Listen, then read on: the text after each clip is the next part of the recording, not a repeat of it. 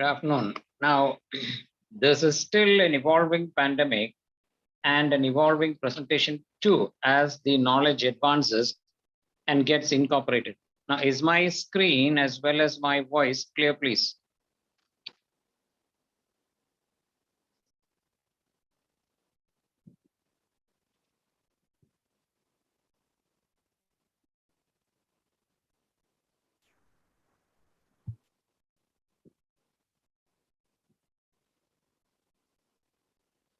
Is my screen and voice clear, please?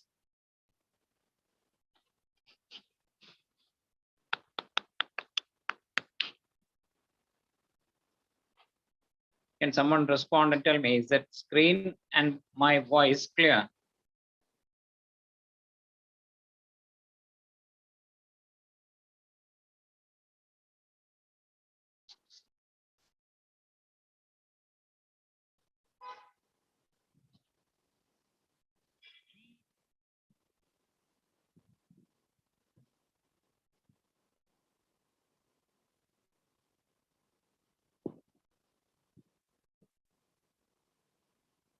Okay, you have to unmute your mic and tell me. I cannot see the chat area when I'm logged in. Now, let us therefore have a look at what is really happening and what can be done. Even now, we seem to have no idea because just now the number of deaths is more than 3,000. That is untenable. Let us have a look at what is going wrong and how we can intervene. Now, this is the global picture, and you see how far and wide this thing has spread. The darker areas show the increased incidence. What are we talking about is 168 million cases around the world, more than 3 million deaths. And it is sad we still have no clue. You see, let's have a look at the just two countries, 32 million cases in the United States and 27 million in India. We are not far behind. And it is tragic that it is exploding and unfolding in this pattern. Now, look at that. 27 million cases, more than 300,000 deaths. It is simply terrible. It's what is really happening.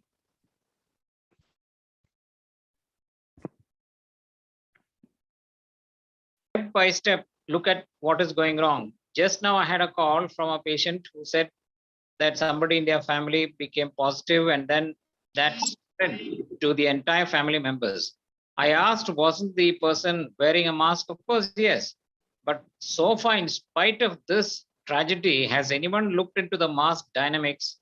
That's got to be you have to be wearing a 5-layer mask.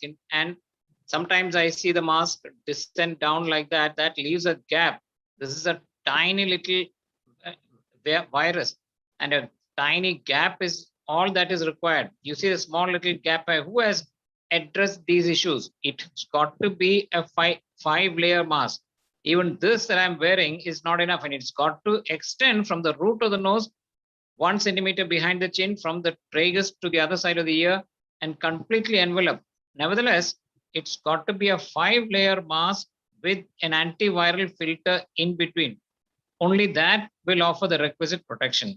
What did Robert Redford, the CDC director, the former one, say? What really protects me more than anything else is a mask. But nevertheless, how does it enter?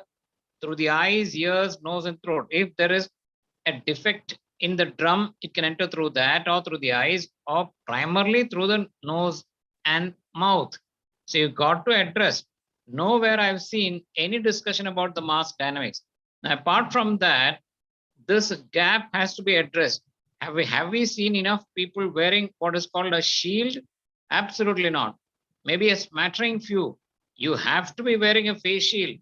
A mask offers only, even though the statistics reveal, but it only offers about 60%. The remaining 80-90% is by a shield. I don't have any financial interest in the companies that I'm demonstrating, but this is what I found to be reasonably effective. A polycarbonate tiltable shield. You see how completely it envelops the face. And this is airtight. There's a tiny little gap. Even that has to be addressed. And look at that gap behind. If you're bathed in an ocean of viruses. Imagine how quickly, especially the newer strains, how quickly and highly infective these strains are. So therefore, that's a side view. And you got to be wearing a mask. On top of that, cover your entire head, envelop it by a polycarbonate shield, which preferably could be tilted up in case of a necessity. Otherwise, you tend to remove the entire shield and that makes you vulnerable. So you've got to be like this with a mask and a shield, but still, that is still not enough. Look at the back. How much of a gap is there? Even if you look at the mask people wear, either it is below the nose or just on the chin or just exactly across the mustache, like a fashion statement. What use is it? And once a person gets infected, death stands at the door. It is that dangerous, and we've got to realize the seriousness of it. So I said the shield and mask, still that gap is there. I tried addressing it by wearing a shawl because it completely covers the gap, but it is so miserable living like this, so suffocating that eventually I could not sustain it beyond a point of time. However, are there companies that address all these factors? The world is enveloped by the virus. Realize that. If a person is positive, either by blood test, negative or positive, if he's a carrier, millions of viruses are coming out of the nose. It will sustain in the air for a pretty long time. And it can, by a small air, it can be transported far and wide. Imagine bubbles being blown by children, how far and wide these bubbles will go. And if a virus is 1 millionth of a size that of the bubble, imagine what its reach could be. So this company has come out with something called an air bubble. You're completely enveloped in this polycarbonate bubble, totally airtight. There's a filter here that only allows filtered from bacteria, fungus, virus, and dust. You're living within this bubble. This has got to be the way. And if that is so, then you are nearly 100% protected. Well, God knows when this will become a routine standard. So that is called the air. It covers the mouth, nose, eyes, and allows a full facial view. By this, you are 100% protected. Otherwise, you are playing a roulette with your lives because a tiny exposure is all that it requires. Now we leave it there and look at the blood parameters before we go on to other topics. Now these are numbers that you must absolutely know. When a patient comes in, and if you find that the lactose dehydrogenase beyond 210, 280, it is going up, that is a sure signal that this patient is going to deteriorate. Now, what is a major problem in COVID patients is they start clotting, and these blood clots start degenerating. And the moment it does that, this blood parameter of D-dimer starts increasing. So the moment you see an increasing D-dimer, that is an indication that death is waiting. And you need to address that factor by giving a blood thinner. Interleukin-6 are the chemokines that bring in death, and it should not be exceed more than 6.4. Of course, ferritin is elevated in COVID severe patients, but these are values you should know. CRP of not more than 50 milligram per liter. D-dimer should be less than 0.5. Interleukin at 6.5. But let's have a little more detailed look at these blood parameters. By heart, these things, the moment you're given a report, you should not be going and referring. These limits should be within your fingertips. Now, what is the thing? In interleukin-6 is highly predictive for in-hospital death, because that is an indicator that a cytokine storm is happening, and that is something that you must absolutely be aware of. Why? Because the cutoff limit of interleukin-6 is 37.6 picogram per milliliter with a sensitivity of 91.7. So the moment you find interleukin-6 going up, that means there is a cytokine storm about to set in, like a thunderstorm setting in, and eventually causing devastation and death. So beware of interleukin-6. Lactate dehydrogenase should be less than 210. If it is high, it is almost sure that this patient will have a pulmonary acute respiratory distress syndrome, ICU, ventilator, and death. So if you do an LDH, it will allow you to stratify patients. If there are 10 ICU beds, only 2 are vacant. If you've got 10 patients waiting outside, those who have got a higher LDH are the ones that you will reserve those weakened beds for. So that's about LDH. C-reactive protein is when the inflammation sets in, and it should be less than 8. These are some values that I took from patients. It should be less than 8 milligram per liter. And beyond that, of course, we have the study that says ferritin goes up significantly higher in the severe COVID-19 group. You see, normally it should be around 300, but ferritin suddenly starts shooting up. And that also is an indicator that this patient is sinking. The ferritin range should be up to 336. So lactate dehydrogenase, ferritin, D-dimer, and interleukin 6 plus D. These are the blood parameters that they will present to you with when you see a patient in a hospital setting. So it usually D-dimer should be untraceable because normally there is no clotting and the breakdown of clotting factors which is happening. But the moment D-dimer appears in the blood, that is an indicator that blood clotting has started and you must quickly move in. There are doctors who quickly move in and save precious lives. So we have looked at the various parameters, the biomarkers of COVID. What are they? I repeat, lactate dehydrogenase, C-reactive protein, ferritin, D-dimer, and interleukin 6. Now, why are people getting infected? Primarily, it devolves upon your own immune system. And immunity is something that I've been focusing on in my private sector, primarily for the last 3 decades of my life. And that is something we have an absolute grip on. So if you have a robust immune system to a large extent, and believe me, for your own parents, how many parents of medical students, dental, how many parents have passed away, leaving behind orphans? Imagine the tragedy that happens in a family when both the parents die. In the neighboring colleges, it has happened. So in your own parents, make sure the immunity is strong, because if it is strong, a COVID infection is like an ordinary common cold, and it will just pass off in 2-3 days. So what are the factors that govern immunity? Now, let us look at the factors that govern immunity. They are number 1, amino acids. All the 8 essential amino acids, leucine, isoleucine, valine, threonine, tryptophan, methionine, all of that should be adequately present. How much is it present in today's diet to ensure that your immune system is able to produce the requisite antibodies? Precious little. The second factor, of course, Linus Pauling said, what is the backbone of the immune system? Ascorbate. You don't find ascorbate deficiency in animals, but humans absolutely yes. Why? Because glucosidase enzyme is locked. Humans cannot synthesize ascorbate. Why are animals not as sick? There are 6 medical colleges in Bangalore, each requiring about 1,000 beds, 6,000 beds. That is a reflection of today's terrible society's health. So that is ascorbate. The third thing that makes you absolutely strong, number 1, iron, number 2, zinc, primarily iron, supported by zinc. And lastly, of course, today we know that the microbiome has an overwhelming bearing on the immune system, and therefore prebiotics too. So let us have a look. If I talk about generics, then you will have no clue about the trade names, and these medical shop fellows will give whatever they fancy like.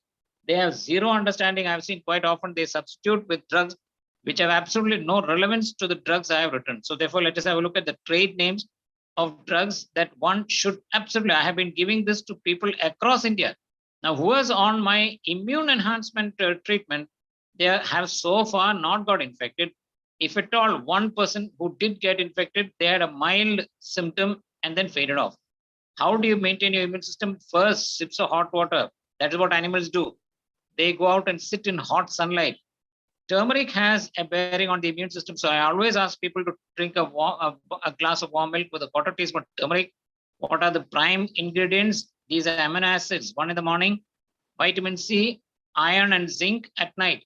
Why should you combine these 2 at night? Because this supplements iron absorption. Separating it, and this is the morning, that will not be enough. Amino acids in the morning, vitamin C, iron, and zinc at night. Although there has been a lot of discussion about zinc, we'll come to that later. And lastly, 1 prebiotic a week. That is enough to keep the microbiome healthy and active. And today, a host of illnesses you should have realized by now are now dependent or are as a consequence of dysbiosis. And that is a prebiotic which contains a variety of bacteria which are good for the immune system of the gut. Now, all of this, if a person is taking, and I have enough people across India taking these, as long as they are on, they seem to be sort of something like a shield and they are protected. So that's about the protection.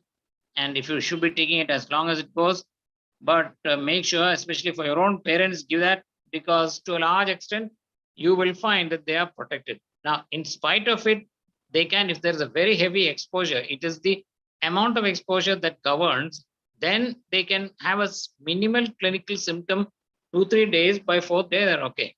Now, let us leave the immunological aspects of food and blood, and let's have a look at the mind. If you're in stress or if you're in distress, that can suppress the immune system. So do not be of positive. Of course, after all, life is like that. Be positive and do not have any extraneous influences influencing your mind and emotionally. If you're distressed, you are suppressing your immune system. I've seen people who are really sort of, will I get, and eventually they'll get. I've seen people who will, nothing will happen to me, nothing to a large extent will. That is in general life and in general health as well. If you're strong, you're strong. That is how it is. So be of positive mind, and hot water, of course, increase body temperature, prevents viral multiplication, especially when you keep sipping hot water. We'll come to that later. And this is the cornerstone of immunity for a long time. I had a massive file on zinc, and then we found that three things. Number one, the ACE2 receptor. The virus uses the ACE2 receptor to enter into the human body and get a grip. Once inside, it uses what is called RNA-dependent RNA polymerase, also called replicase, to multiply. By chance, the body is not able to control the infection, then a terrible cytokine storm happens, and then the body shuts down and people die. All of which can be prevented by zinc, which is why the initial discussions happened and the sales of zinc simply exploded. However, of late, people feel that zinc perhaps is the reason that fungus is coming in. That is absolutely not true. Although zinc was given as a prophylactic, I have treated patients zinking in the ICU. We have tripled the dose to 150 milligram at 75 oxygen saturation. By the second, third day, they have come out of it just by adding zinc. However, therefore, please realize a tiny amount of zinc you must have in order to maintain your immune system. So that's about zinc. Now we'll come to the initial drugs which were earlier sort of projected. Hydroxychloroquine, which is supposed to act as a prophylactic and during treatment as well. Well, hydroxychloroquine increases something called the QT interval of the heart. And then if you're not addressed it, if you're not done a pre-screening or ECG, and you're not studied the QT interval, and if this individual has a prolonged QT interval, hydroxychloroquine can further lengthen it, and suddenly they can die.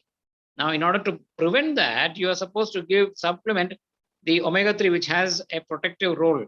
But then beyond a point, as the scenario unfolded, hydroxychloroquine usage became obsolete. Today, it is completely withdrawn.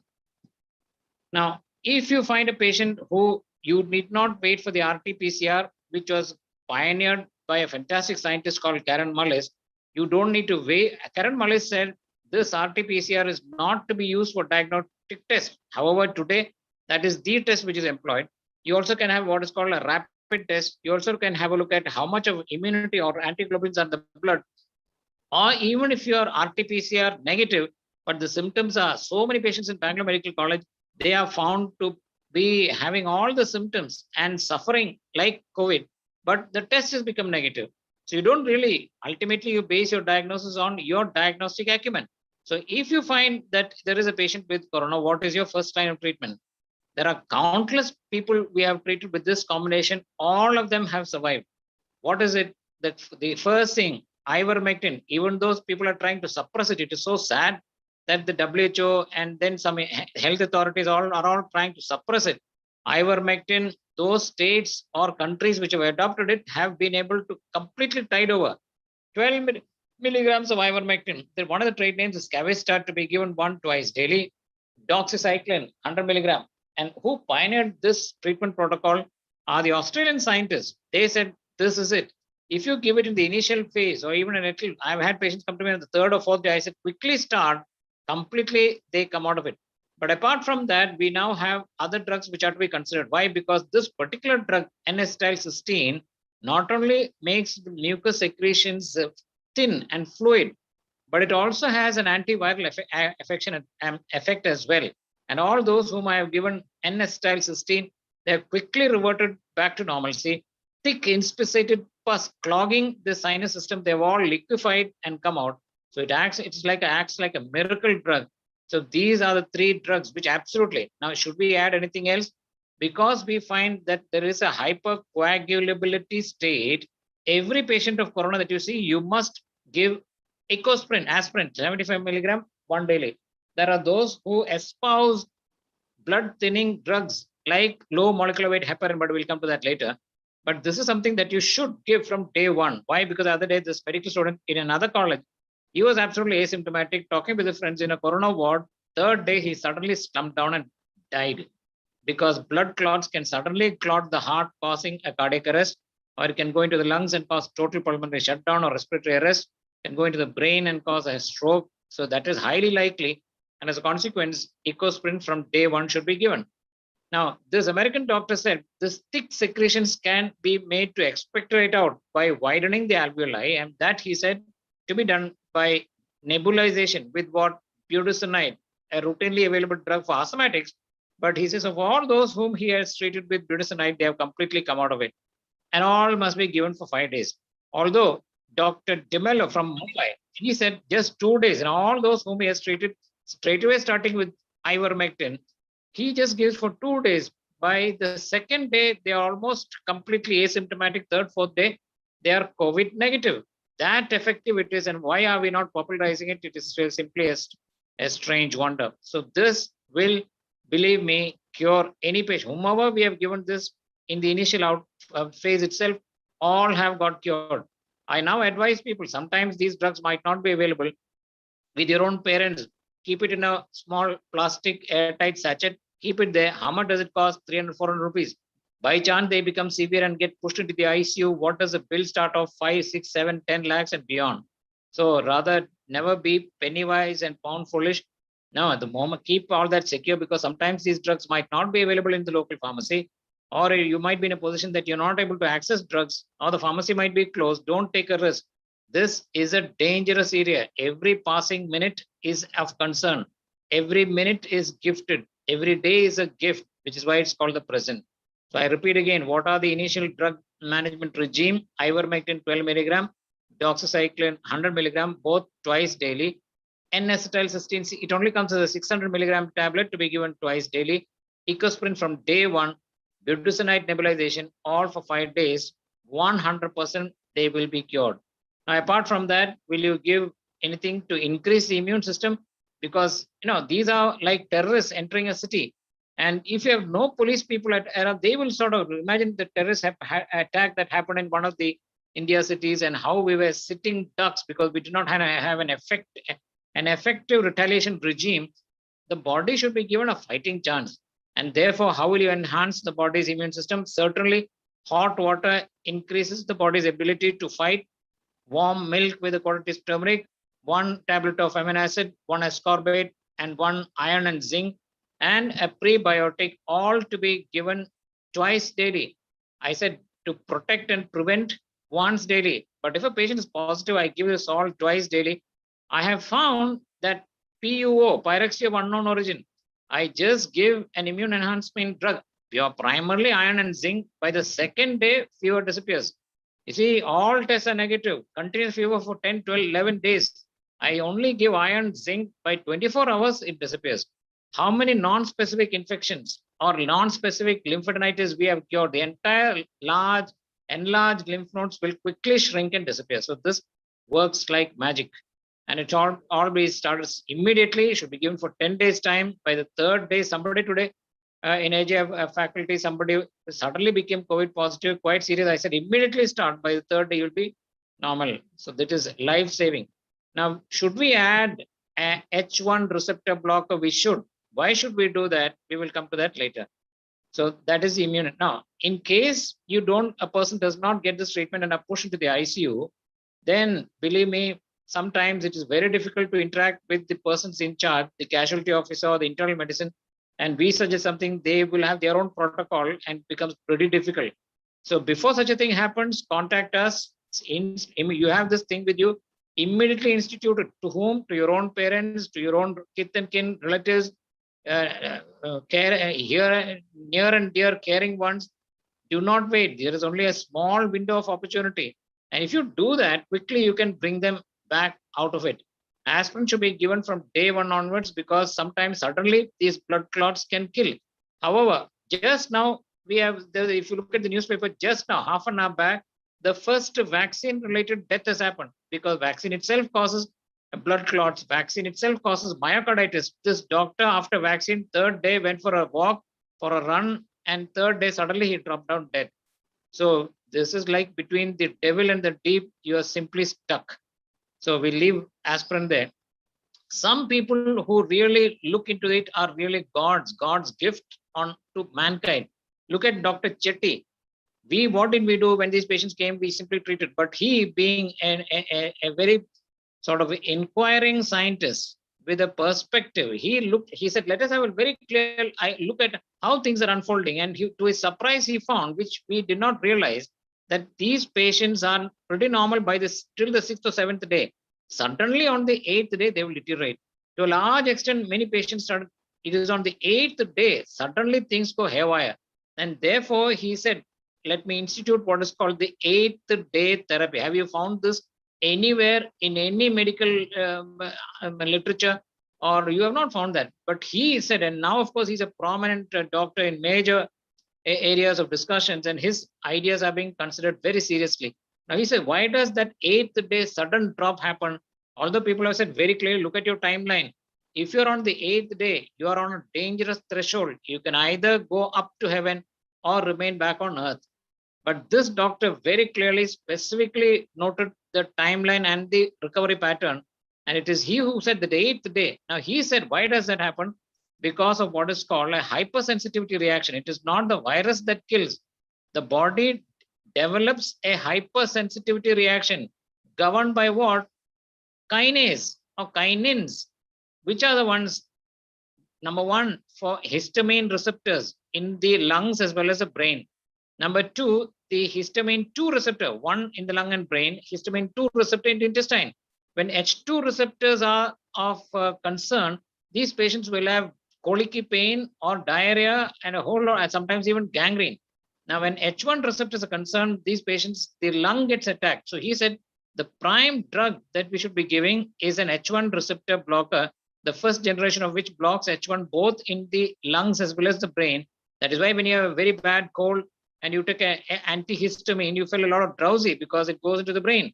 We have the second generation of H1 receptors blockers, which is levocetirizine and that range, or fexofenadine, which is a little expensive, that absolutely focus only on H1 receptors, which is why we added that from day one, since we know that these patients suddenly can sink. We said on day one, you must add an H1 receptor blocker, and that is Phenergan, 25 milligram, thrice a day. Or of course, now the newer ones, the second generation H1 receptor blocker, which is levocetirizine. Have you found this protocol routinely being applied across? No, certainly you are not, which is why we are talking about 1 lakh, 2 lakh patients getting infected and 3 to 4,000 deaths per day. How tragic and sad when a member of the family dies, especially if it's a breadwinner. So therefore, I wish they would adopt a protocol like this and ensure that there should not be a single case. If a group of doctors, highly learned and knowledgeable, were to be directing, who is now directing this? Politicians who seem to have no clue, and they talk of hand washing and they talk of social distancing and they talk of lockdowns. No, you have to live in a complete sterile air bubble, enhance your robust immune system, make it fighting fit.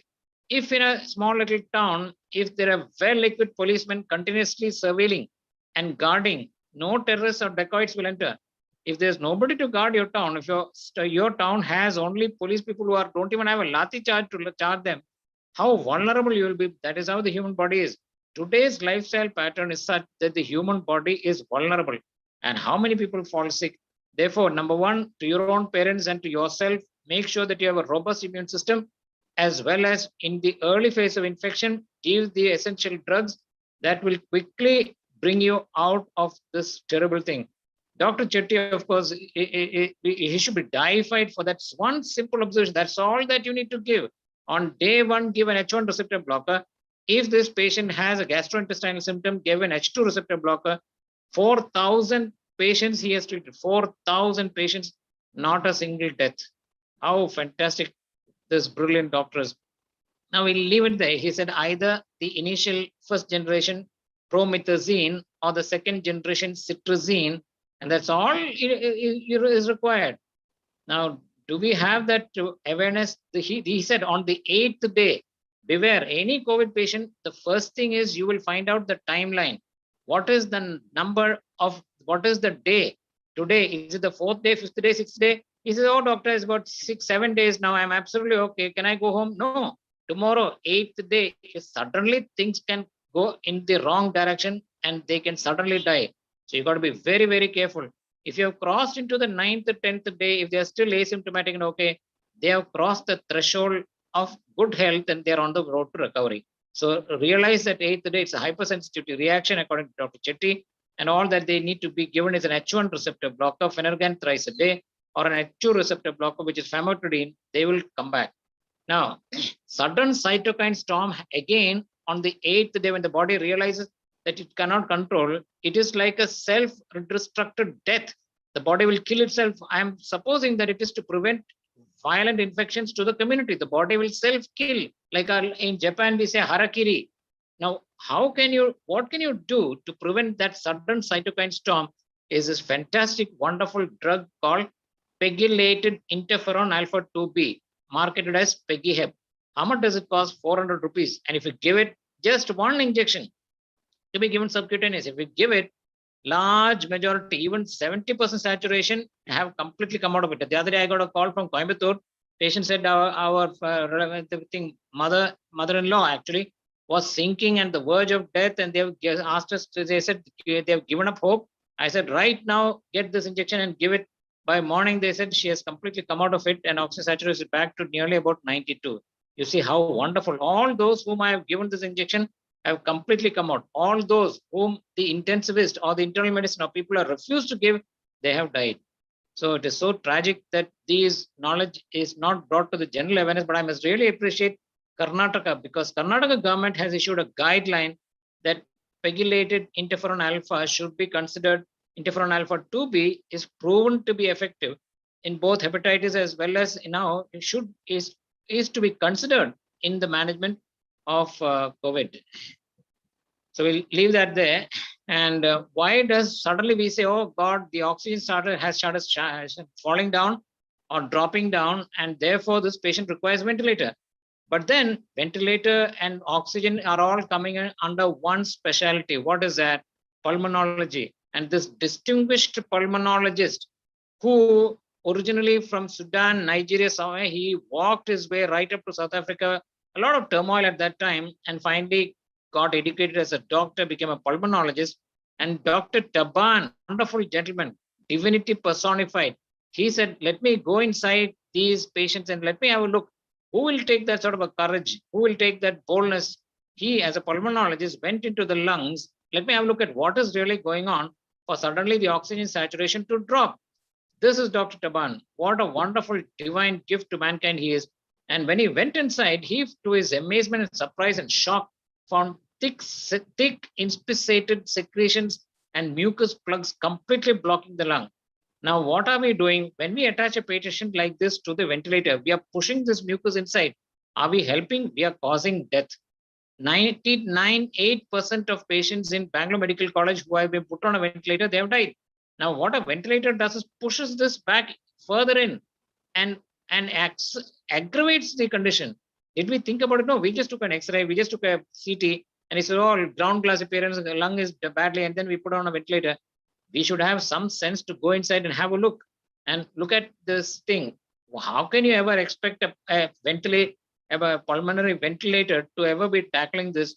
Well, he went inside, pulled out this thick mucus plugs, and all those whom he treated, Look at the thing. You attach a ventilator to this sort of a patient and you expect that patient to survive. How can that be? If this sort of thing is completely blocking the lung, bronchus and alveoli, how can they have oxygenation more than 90? No, they will have really 60, 70, 50. And what he did was he went inside with his bronchoscope and he pulled this out and made it all clear, flushed them out. All of them survived. What a miracle. What a miracle Dr. Taban is. Thick plugs completely blocking the lungs. He went inside, pulled them out. They're all clear. Everybody survived. What a god he became. Initially, of course, he was they reprimanded him for doing a procedure not known to the. That's how it is. A person with a new idea is completely suppressed until the idea proves right. And the South African health authority said, you can't do this. But he said, okay, you can take away my license. I will not allow my patients to die. He had the boldness to go inside, pull out all that mucus plugs. All of them survived. Now, we leave it there. I said, thick plugs. What did Dr. Richard Bartlett from Houston, what he did was, he did not have the expertise to go inside. He said, let me widen the airway by one drug. And that what he did was, he gave them budesonide nebulization. The airway widened, the secretions became fluid, everything got expectorated, they survived. All of those whom he treated, Texas doctor, he had 100% survival rate. We should be brilliant, bold, caring, compassionate, and have the courage to do what we feel is required to save lives. Of course, I do know when things go wrong, horribly wrong in India, these patients have a very bad attitude and terrible things you have seen on the internet happen. It is so unfortunate that that is the scenario. But look at these doctors saving lives. They are the greatest walking humans on earth. Now, let us leave it there. Now, again, let us come back. What is the thing that happens on the 8th day? It's a hypersensitivity reaction, and you must give H1 or H2 receptor blockers as the case may be. What did Dr. Taban do? I have tried to motivate pulmonologists whom I know. I said, go inside, pull out these thick plugs. You can save lives. Now, what did Dr. Richard Bartlett do? He said, let me widen the airway, give budesonide nebulization. All of them survived. So these are cutting edge techniques and knowledge and which can save lives.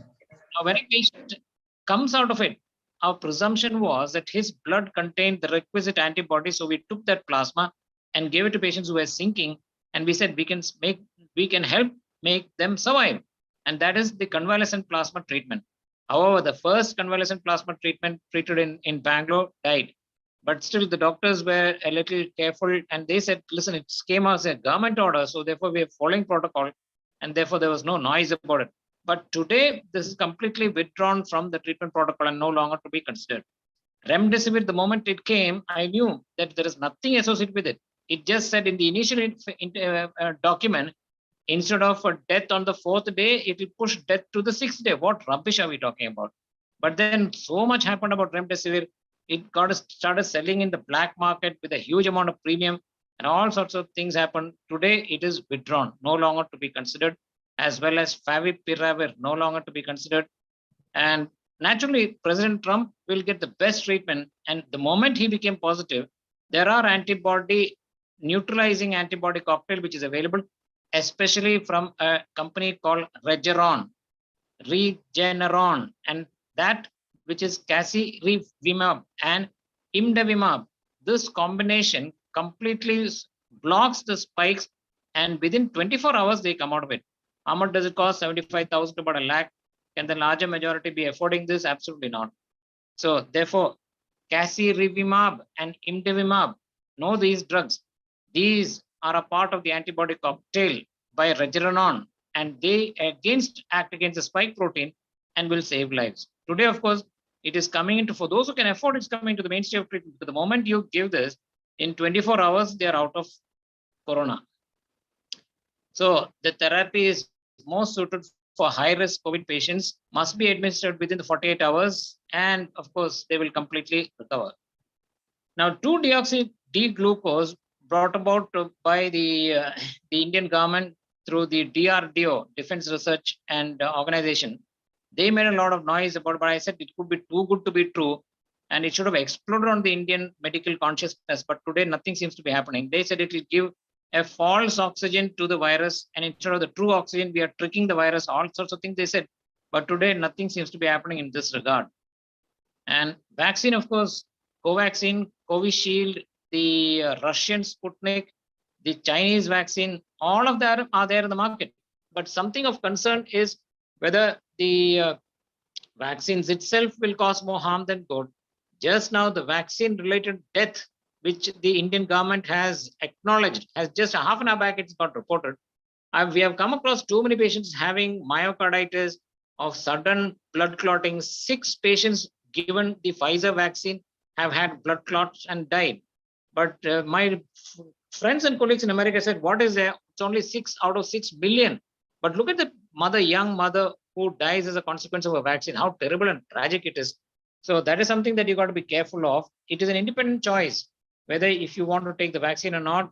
Of course, personally, I have not taken because of first vaccines against tonsils, chronic ear infections, against cancer.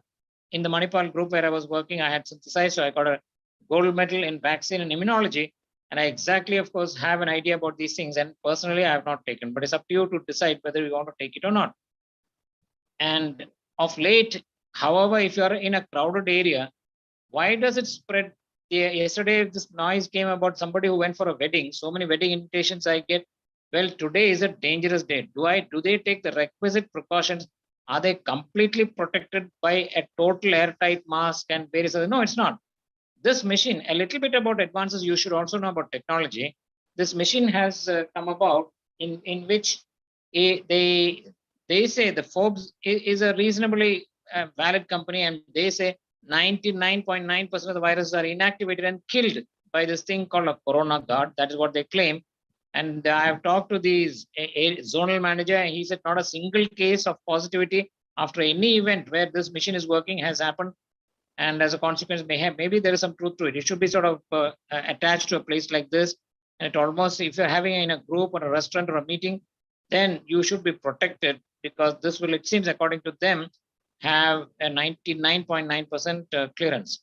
Now, there is some observation that earlier, of course, did our ancients put water in a brass or a copper vessel and keep it overnight and drink in the morning? Today, we know that if the virus touches brass, instantly it will die, which is why all the handles, the bathroom knobs, and the faucets, they're all being replaced by this, because by chance a corona positive patient touches it, he will leave the virus on whatever he or she touched for 4 to 5 hours. And if you touch it, and then if you touch your nose, be certain that you will get infected. So as far as possible, better whatever, make sure it is of brass. I suppose in India also, this change might happen. By chance it is not there, you got to be careful. Is there a device that can sterilize anything you touch?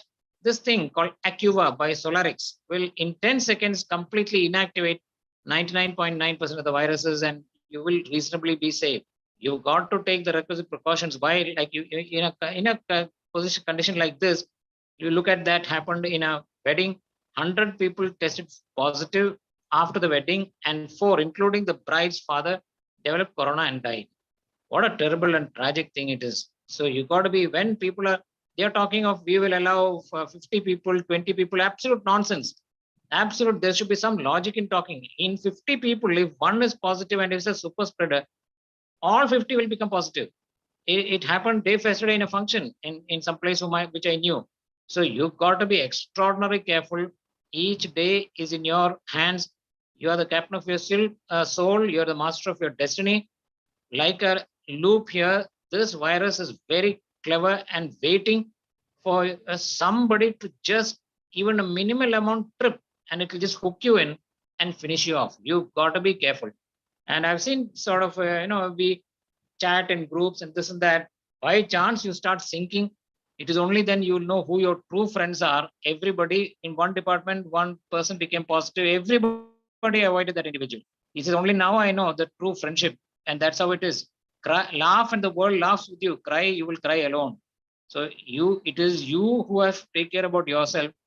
And few things, because in your journey, I'm talking to the interns group, and I've seen suddenly a parent can have a heart attack and die. That puts a terrible tragedy in a family.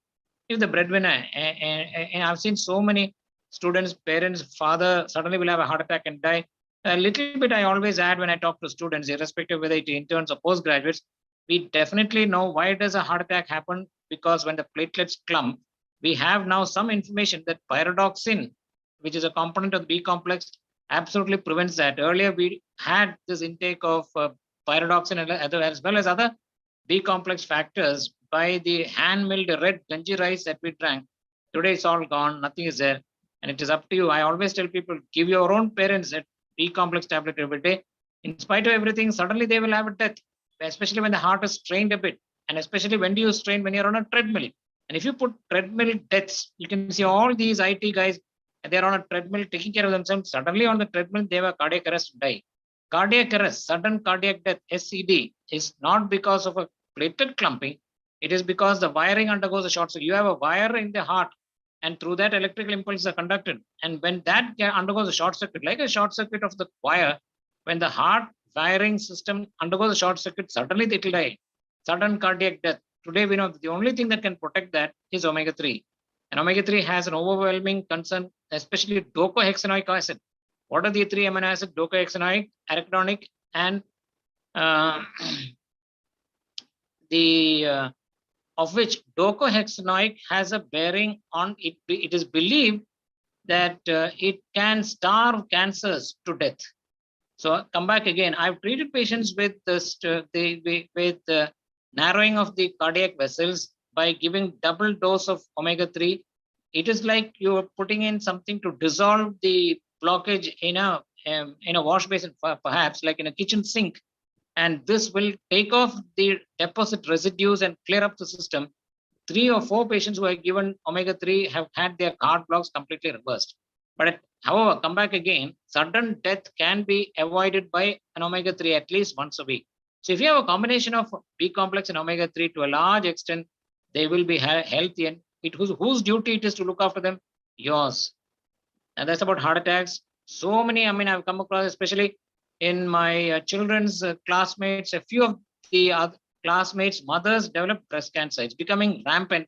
What can prevent it? Breast cancer, ovarian cancer, cancers to a large extent can be prevented by calcium. Why? Because studies now show it reduces or lowers the risk of breast cancer in a cancer prevention study. So make sure your mothers are given calcium, 1 tablet, 250 milligram every day. Will that cause kidney stones and other things? Absolute rubbish. Nothing will happen. 2 liters of water a day, and that can be avoided. Now, there is an epidemic of prostate cancers, and that can absolutely be prevented by the skin of raw tomato, which contains the ingredients required to prevent prostate cancer. So I now tell people who come, even otherwise, I said take it about 2 or 3 slices of lycopenes in raw tomato will prevent these skin of raw tomato will prevent prostate cancers. Resveratrol in black grapes will prevent the senile induced hearing loss. How many people nowadays we come across hearing loss? So it is your duty first not to treat patients, but to who helped you come to this level. Who are they? Your own parents, or who are looking after you. Make sure that your hearing, that your heart, that the cancer and all are protected and prevented, and you give them a good, healthy life. That is the greatest gift. A little bit about the discoveries, of course, to a large extent, I was suffering so badly. But then I realized that all this exercise and dieting are all bogus. Who are slim and trim are those who are colonized by a specific, now we call them slimming bacteria. I research and endlessly, if you pursue it, eventually you will get the answer. And I got the answer from a company in Norway, Denmark, who were manufacturing through Johnson, through Glaxo. It got sourced into India. I myself took that for about 6 months. 35 kilos disappeared. No dieting and no exercise and nothing. Of course, I lavishly relish whatever comes my way. And that is like slim people. Many of the girls who are slim and trim, they really enjoy life and they say, oh, it's my constitution. No, it is because they are colonized. Today we know that even bariatric surgery people, the area of surgery gets colonized by these particular type strain of bacteria. And it is that causes. Today we know that the microbiome is of greatest concern in a variety of illnesses. A healthy bacterial flora makes sure that you've got a good health. And that is what I did. I just consumed that and everything. That's the story. Now, you need to be really, really good. If you want to survive in the business, I mean, why am I showing you this? That I am 100 years ahead of contemporary times. You need to focus on this day and night to the exclusion of all else until you make that break. And eventually that break will happen. Now, about trichology is a field which is dead. You can either take the hair at the side and then transplant it, or you can apply low level laser light or a whole host of PRP. Nothing really happens, believe me. But finally, we broke the code. Look at this guy, just 3 months down the lane, all his hair came back. This girl, her mother said, who will marry her? Who will give her a job? But 10 doctors, she's from Bangalore, but 10 doctors have seen her, nothing happened. But then I took her on, and 10 months I treated her. In 1 month, we get about a centimeter of growth. Any hair loss, now we can rectify it. That is 100 years ahead of the current scientific thought process. Look at her. She's a model, she's on the catwalk and all that. And she's pretty good at singing. Now, I said we have made a break in various other things. $3 billion, the amount of money spent on migraine alone, no cure at all. And we made that break a few years down to look at the tons of patients that gravitate to our center. 100% we will cure migraine, vertigo, diabetes too. Any diabetes by 4th or 5th day, they become normal. Sciatica because of disc prolapse. You remember our bus driver was bedridden, and of course they had asked him to undergo laminectomy and disc surgery, but somehow he came and completely cured. Now he's running around. So various things you can do, provided you have that intense specific focus. Only a magnifying lens on a paper, if it is razor thin dot, only then the paper will burn. That is how the universe is too. If you need to have that focus, and if you do that, the major powers of the universe will conspire to make your dream come true, and you will make fantastic breaks. By the time you're 45 years of age, you must be the walking best in any one area of your choice, the best in the world, so that the world comes to you. Because all my treatments should be uploaded somewhere. That's my YouTube site, and all of this one name and all of that, what we are doing, you can see. Of course, a few things that may govern your life. I've seen AJ students who, they might not be outstanding, they may not be sing, but then if they are humble, there is no limit to their growth. And hot air balloon goes up by not what is outside, by what is inside. Be humble, however much of your achievements, academics, wealth, whatever it is, be humble and stay healthy, stay safe, and be friendly and respect to all teachers. That's all what a teacher wants. Sometimes students are so arrogant. Even, do you look at a dog, even if it gets a sniff or a whiff of you from far, it'll come bounding, hug you, and slurp all over you. That if you, even if you see a teacher from far away, go right up to them, inquire about them, ask if they want any help, and then go on your way. But have that basic decency to go up to your teachers and wish. How many students of AJ go up to teachers whom they have taught earlier? The moment they are out of a department, that department ceases to exist. A wishing and a blessing from a teacher and a parent will definitely take you to the very top. The absence also is true. So therefore, be humble and friendly to all teachers.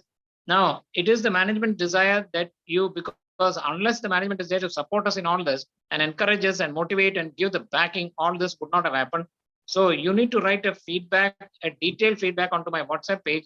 Thank profusely the management for giving you this opportunity, and a feedback not of what we have taken, but what I have addressed, but your take on this presentation. Has it been useful to you? Has it been an eye opener? Has it opened a window to your mind of the possibilities and how you as a doctor can save lives? That's my WhatsApp page, and I expect you, each one of you present today, to write a feedback. That is mandatory. And second, all those who are not here also will have to submit, perhaps either to the management or to the college office, and will be directed to come and meet me. Because when the institution takes an effort to organize something, why should I? It takes an enormous amount of time to gather all that data and then put it all together and organize this presentation and give it to all of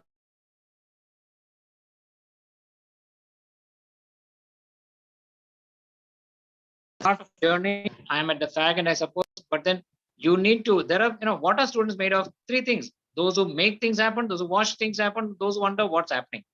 Well, AJ students are a brilliant lot, and therefore you will give a feedback as to how this program is.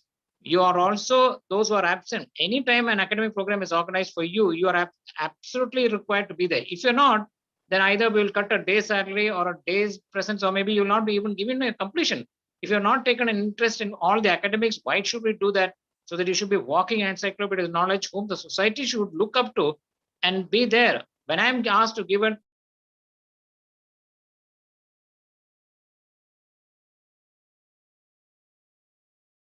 do you have a caliber so that I can trust my own relative in your safe hands? That is how trustworthy you should be. So again, therefore, make sure any academic program you're all present there. Give a feedback of this presentation, and thank you very much. Good luck. God bless. Wish you all the very best. Thank you.